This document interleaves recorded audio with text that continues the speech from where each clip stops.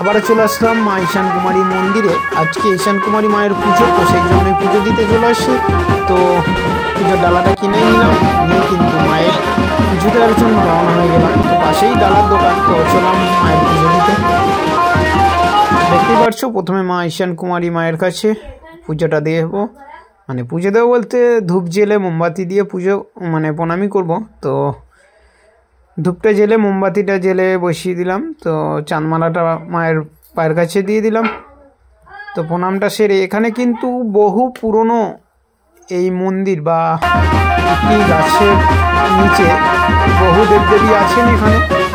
তো সেই বহু দেবদেবী প্রতি বছর কিন্তু 7ই চৈত্র এই পুজোটা তো অনুষ্ঠান হয়।